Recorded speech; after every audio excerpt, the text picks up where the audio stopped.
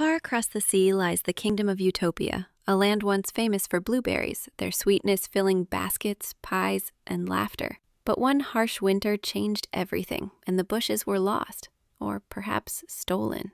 Now on Nova Scotia's south shore, in a cottage by the waves at Green Bay, a young girl named Michaela arrives with her Aunt Claire.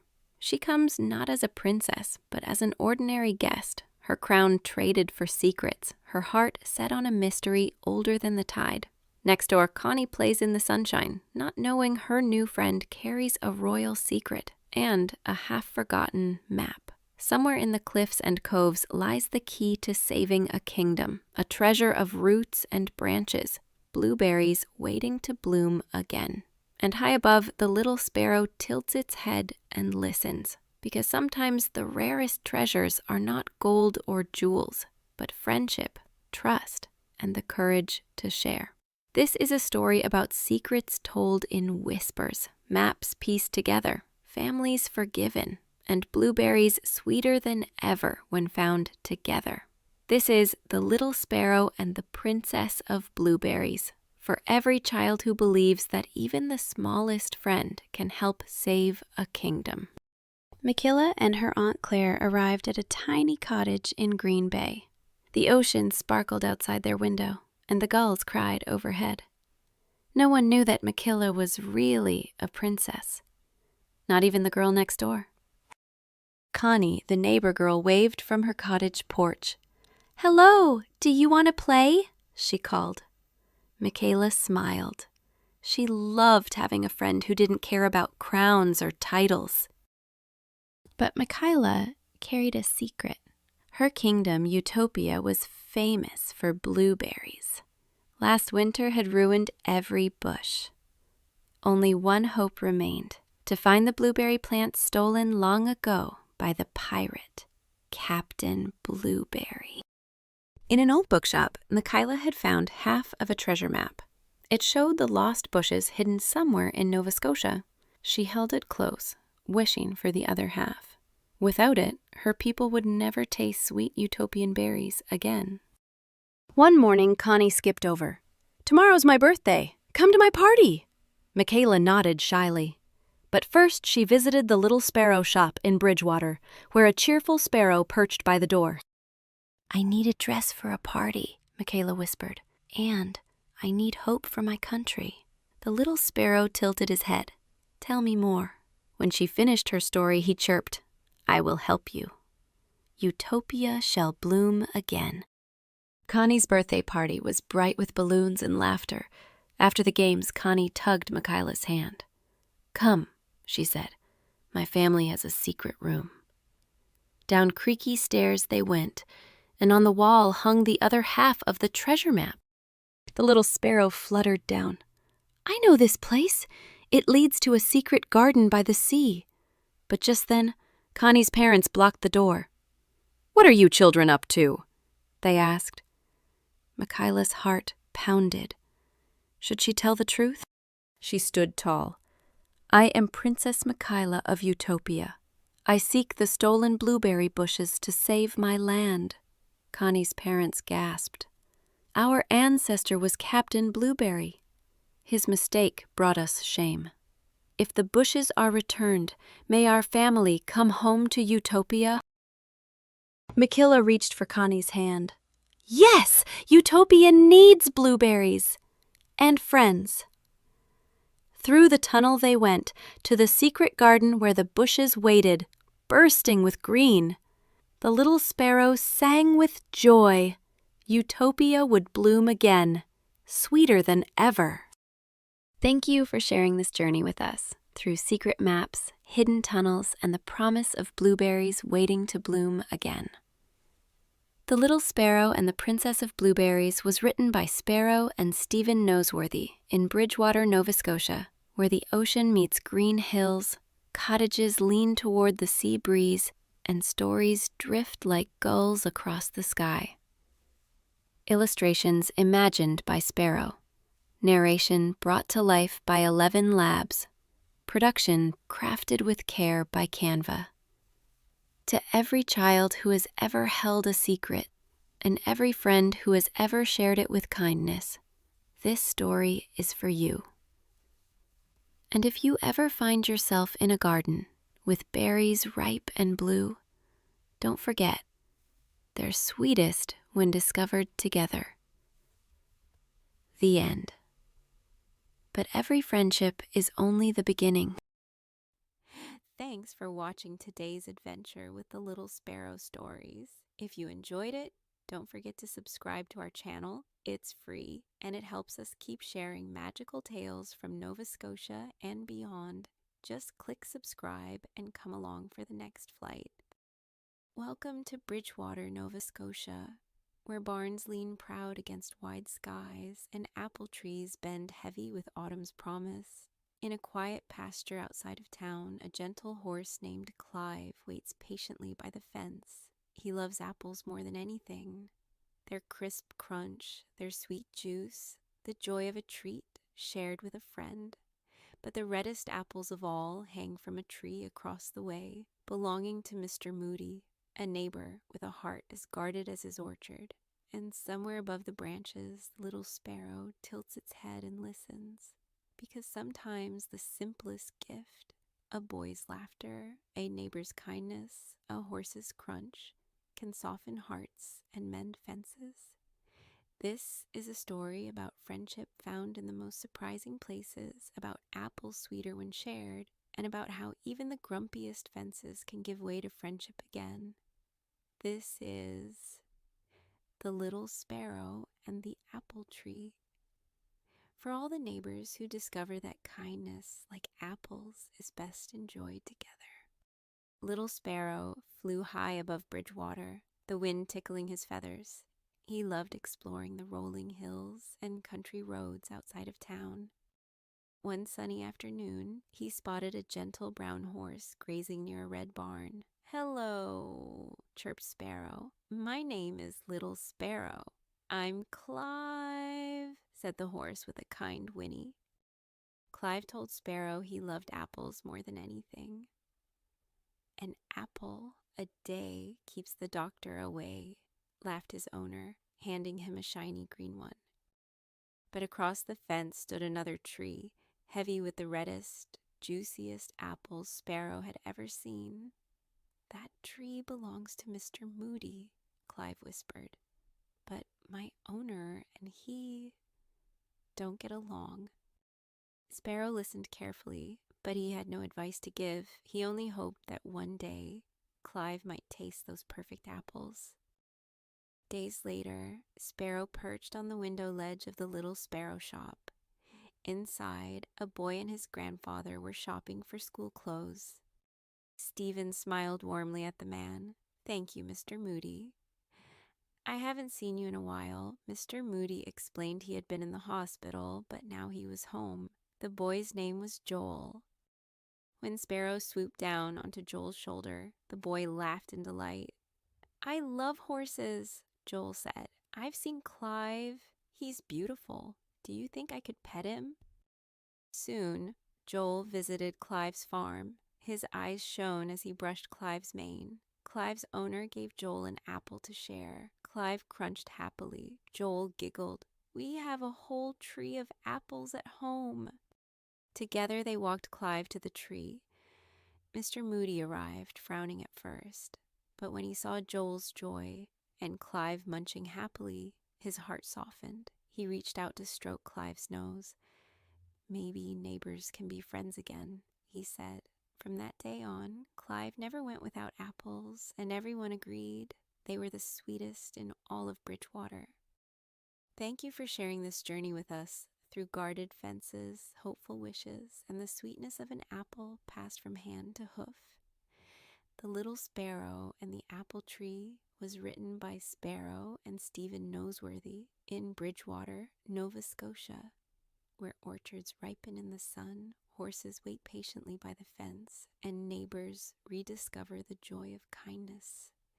Illustrations imagined by Sparrow, narration brought to life by 11 Labs, production crafted with care by Canva to every child who has ever hoped for a friend and every neighbor who finds the courage to open their gate. This story is for you, and if your branches are heavy with apples, don't forget, They taste sweeter when shared. The end. But every kindness is only the beginning. Thanks for watching today's adventure with the Little Sparrow Stories. If you enjoyed it, don't forget to subscribe to our channel. It's free, and it helps us keep sharing magical tales from Nova Scotia and beyond. Just click subscribe and come along for the next flight. Welcome back to Bridgewater, Nova Scotia, where fences mark more than property lines and backyards hold bigger battles than you'd ever guess.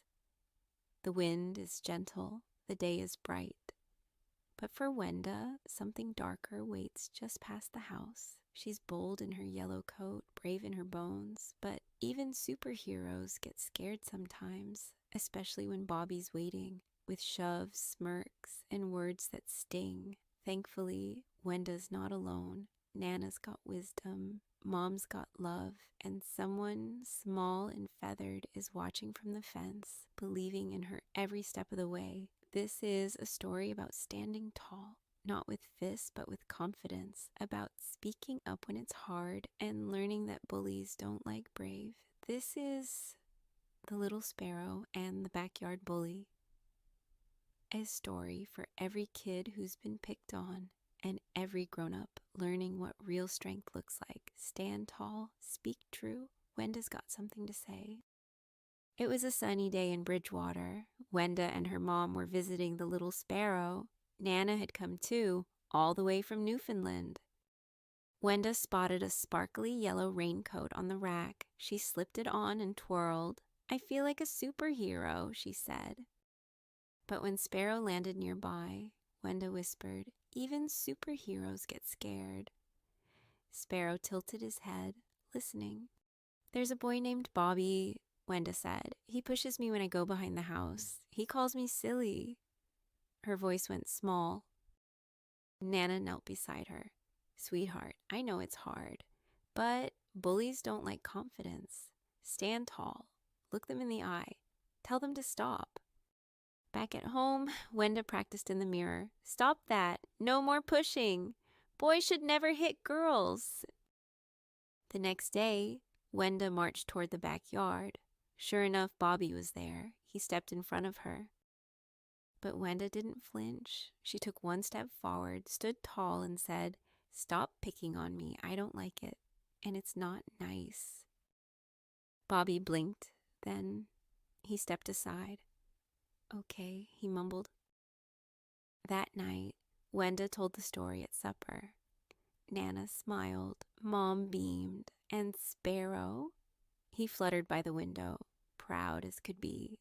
"Thank you for standing tall with us, past fences, feelings, and one brave little girl."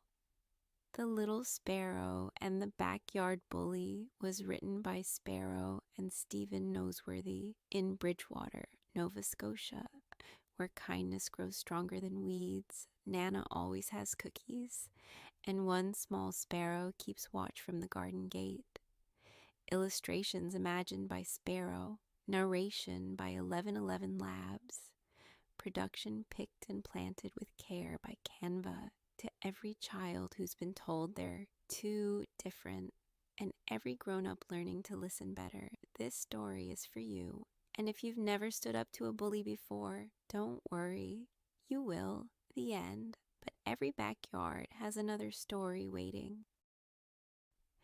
Thanks for watching today's adventure with the Little Sparrow Stories. If you enjoyed it, don't forget to subscribe to our channel. It's free, and it helps us keep sharing magical tales from Nova Scotia and beyond. Just click subscribe and come along for the next flight. Welcome to Bridgewater, Nova Scotia, where the wind whistles secrets through the wharf. Lobster traps line the docks like sleepy soldiers, and boats head out before sunrise with brave hearts aboard. Join Uncle Ned and his young crew on a trip that starts with laughter and sails straight into a storm. Meet Wenda, a girl with quiet strength, a yellow raincoat, and something to prove, not just to her uncle, but to herself. Watch as waves rise, thunder crashes, and one small sparrow holds steady in the sky. It's a stormy sea, but love has its own compass. This is The Little Sparrow and the Stormy Sea by Sparrow and Stephen Noseworthy. A heartfelt tale for every child who's ever felt left behind, and every grown-up learning to see just how brave they are. Look sharp, sailor, because when the sea gets rough, that's when true courage sets its sails. Wenda had come to visit her aunt and uncle on the south shore of Nova Scotia. Her parents were away on a trip, but she didn't mind. There was so much to explore. Aunt Alma and Uncle Ned brought Wenda and their 2 kids into the Little Sparrow store. The other kids rushed to play Connect 4, but they didn't ask Wenda to join. Wenda smiled shyly and said, "Can I play too?" Uncle Ned chuckled awkwardly. "Oh, Wenda, that game's a bit tricky." Just then, Wenda spotted a sparkly outfit on display. She dashed over, but tripped and fell near the purse rack. Uncle Ned rushed to scoop her up. "Careful now." Aunt Alma laughed gently. "Ned, Wenda's not made of glass, you know." Wenda found a quiet corner and sat on the story rug. That's when she saw Sparrow. She whispered, "I love my uncle, but I wish he'd treat me like the other kids." The other children were buzzing with excitement. "We're going on Dad's lobster boat." Wenda's eyes lit up. "Can I come too?" Uncle Ned froze. "Oh, Wenda, I'm not sure that's..." Sparrow chirped loudly. "Chirp, chirp," Aunt Alma winked. "Take her with you, Ned." Uncle Ned looked nervous, but nodded. "All right." Out on the sea, the boat rocked gently at first. Wenda sat with the others, beaming with joy. But then, crack, thunder rolled in. Waves began to toss the boat to and fro. The 2 kids tumbled across the deck. Uncle Ned scrambled to gather them in the wheelhouse. "Wenda," he called. Where was she? There she was, knees bent, feet wide, swaying like a sailor. She was steady, strong, brave. Uncle Ned wrapped her in his arms. "You've got your sea legs, Wenda. You're one of us. I love you." Thank you for weathering the waves with us, past seagulls, sea legs, and one surprising storm. The Little Sparrow and the Stormy Sea was written by Sparrow and Stephen Noseworthy in Bridgewater, Nova Scotia, where lobster boats hum at sunrise. Rainbows sometimes wait behind the clouds, and courage can be found in the smallest sailor. Illustrations imagined by Sparrow, voices brought to life by 1111 Labs. Production reeled in with love by Canva. To every child who's felt left out, and every grown-up learning to lean in, this story is for you. And if you've never stood steady in a storm, don't worry, you will. The end. But every tide brings a new beginning. Welcome to Indian Point, where waves whisper, tide pools sparkle, and the wind carries tunes waiting to be found. Follow our little sparrow and his forest friends on a musical adventure filled with lost things, found hope, and fiddles that sing again. This is The Little Sparrow and the Fiddler's Bow by Sparrow and Stephen Noseworthy. A heartfelt tale for every child who's ever lost something special and every friend who helped them find it. Sparrow fluttered down to the quiet wharf at Indian Point. He loved the smell of salt and seaweed and the soft slap of water on the dock, but something didn't sound right today. "Where is it?" came a voice in a tizzy. It was Fiddling Fox, pacing in circles. "My bow! My fiddle bow! I had it this morning. I can't play tonight at Bayview Pines without it." His green scarf flapped as he turned. "It's gone!" Sparrow chirped a calming note. "Let's retrace your steps," he said gently. Together, they followed the path through sea grass and pebbles, past a fishing boat and an old lobster trap. Out popped a lobster with big claws and an even bigger smile. "Lost something?" he asked. "I'm Larry. I see a lot from down here." Larry scuttled out to help, but got tangled in seaweed. "Oopsie. I'm better at snipping than searching." A swoosh of wings overhead. "Did someone say lost?" called a voice. It was Gulliver the Seagull, circling above like a lighthouse beacon. "I've got sharp eyes and a sharp wit. Let's find that bow." "There!" cried Gulliver, diving toward a boat, but it was only a shiny fork. I thought it was a bow tie, he chuckled. Fox groaned. We're never going to find it in time. By the tide pools, a soft voice said, Look closely. It was Stella the starfish, resting in the shallows. I saw tiny lines in the sand, like strings, she whispered. Sparrow perked up. Like fiddle strings? Stella pointed with one quiet arm. The tide swept that way. The friends hurried to the shore. There, among rocks and foam, something curved and smooth peeked out. Fox leapt with joy. My bow, he cried, pulling it gently from the sea stones. It was a little salty and sea-splashed, but still sang when he played a note. Just in time! That evening, music filled the air at Bayview Pines. Guests swayed and smiled as fiddling fox played under the stars. Sparrow chirped along, and the sea shimmered softly. The bow was back, and so was the music. Thank you for joining us on the Seaside Search, through seaweed, laughter, fiddle strings, and a little splash of salt. We hope your heart feels joyful, just like Sparrow and his friends, gathered beneath the stars at Bayview Pines. The Little Sparrow and the Fiddler's Bow was written with a skip and a smile by Sparrow and Stephen Noseworthy in Bridgewater, Nova Scotia, where tide pools glimmer, bonfires crackle, and even lost things find their way home.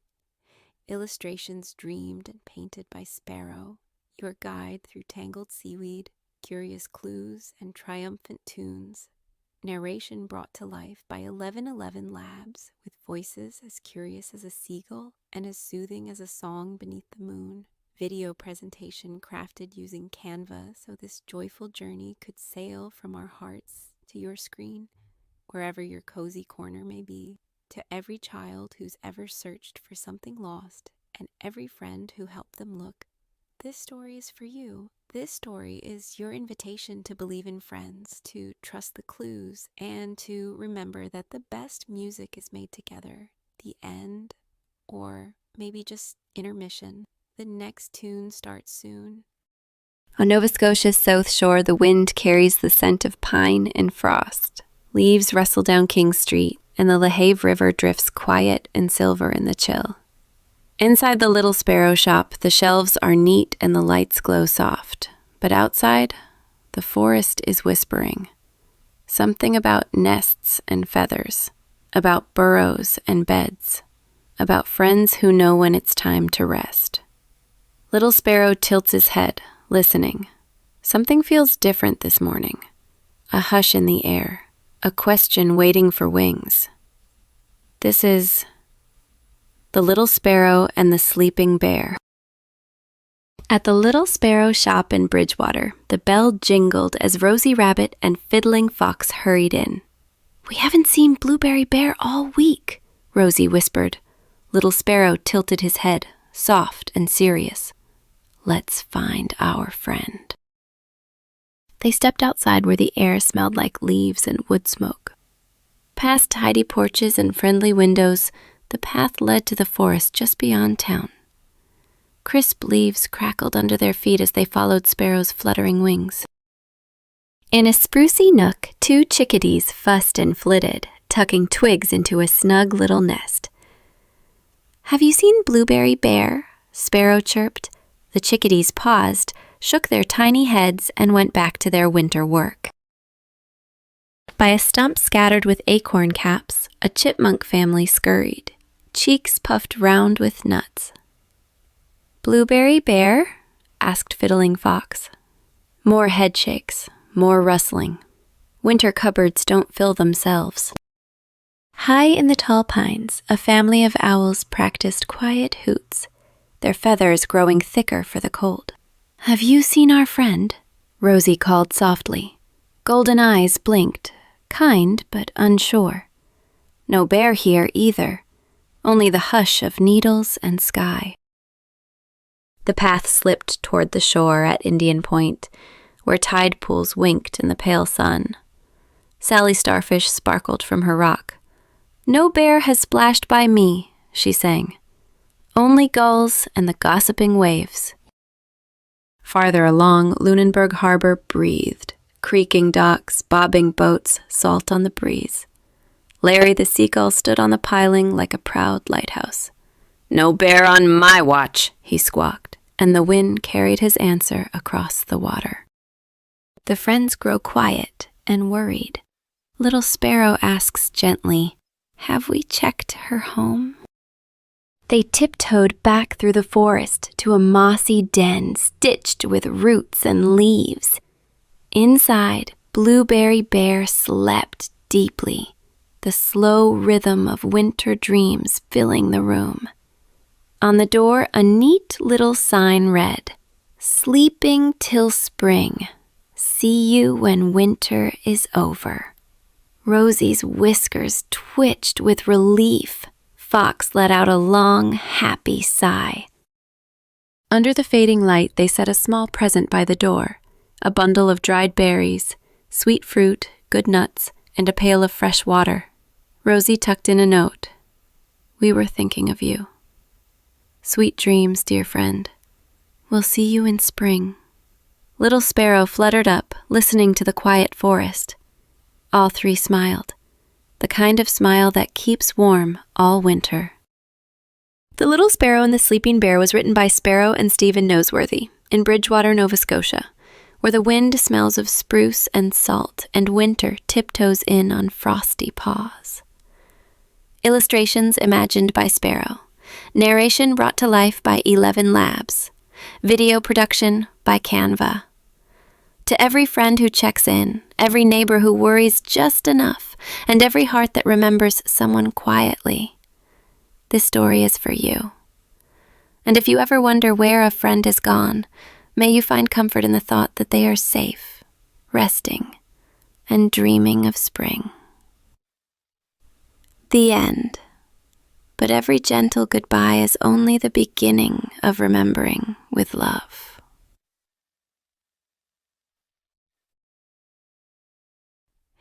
Thanks for watching today's adventure with the Little Sparrow Stories. If you enjoyed it, don't forget to subscribe to our channel. It's free, and it helps us keep sharing magical tales from Nova Scotia and beyond. Just click subscribe and come along for the next flight.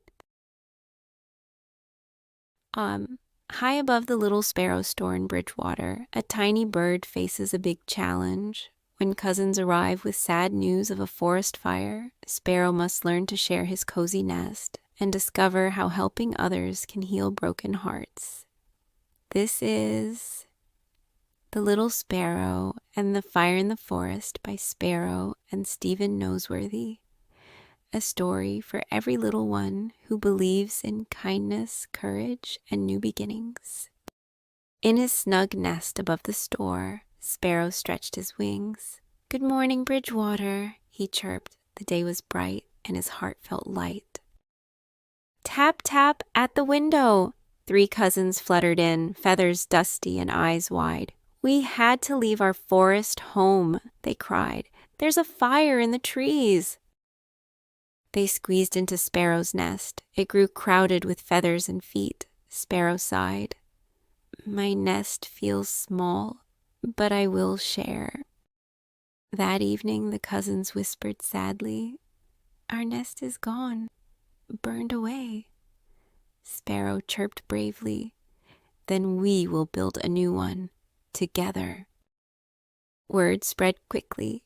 Rosie Rabbit hopped in with a basket of string. Blueberry Bear brought soft moss. Even Fiddling Fox carried twigs in his tail. They followed the river to a green valley where rain had fallen for many days. "This forest is safe," Sparrow said. His cousins chirped, "Let's build here." All the sparrows worked side by side, weaving twigs, tucking in feathers, making the walls strong and the inside soft. It was a nest of love. Later, Sparrow flew over the burned forest. The trees were black and quiet, but among the ashes, something glimmered, a shiny ribbon from his cousin's old nest. He carried it back gently. When his cousins saw it, tears sparkled in their eyes. "It's from home," they chirped. The new nest suddenly felt complete. That night, Sparrow perched in his own cozy nest again. He smiled as he heard music and laughter from the nest-warming party in the valley. Sharing makes hearts bigger, he whispered, and drifted into dreams of tomorrow. This story is for every child who has ever shared a toy, a snack, a blanket, or a space in their room. Written in Bridgewater, Nova Scotia, where kindness is always in season and where sparrows remind us that even small wings can carry big love. Thank you for walking through the smoke with us, past charred trees, broken twigs, and one shiny ribbon that made a new nest feel like home.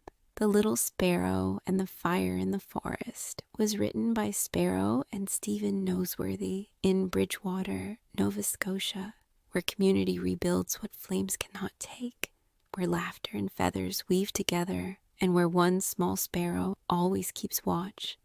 Illustrations imagined by Sparrow, narration carried on the wind by 1111 Labs, production stitched with care by Canva. To every child who's ever lost something special, and every grown-up learning that memories can be rebuilt with kindness, this story's for you. And if you've never shared your nest, offered a helping hand, or danced at a nest-warming party, start now. The end. But every forest holds another story waiting. Thanks for watching today's adventure with the Little Sparrow Stories. If you enjoyed it, don't forget to subscribe to our channel. It's free, and it helps us keep sharing magical tales from Nova Scotia and beyond. Just click subscribe and come along for the next flight.